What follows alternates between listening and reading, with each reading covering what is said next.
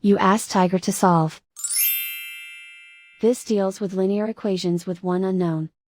The final result is x equals -9. Let's solve it step by step. Simplify the expression. Expand the parentheses.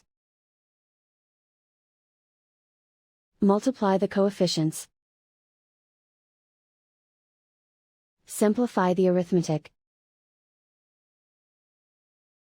Group all x terms on the left side of the equation. Subtract 10x from both sides. Group like terms.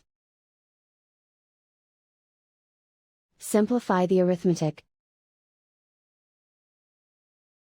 Group like terms. Simplify the arithmetic. Group all constants on the right side of the equation. Add 24 to both sides. Simplify the arithmetic.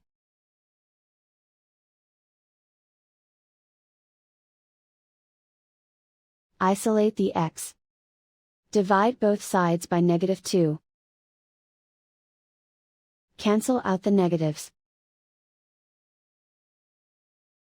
Simplify the fraction. Move the negative sign from the denominator to the numerator. Find the greatest common factor of the numerator and denominator. Factor out and cancel the greatest common factor. And so the final result is x equals -9.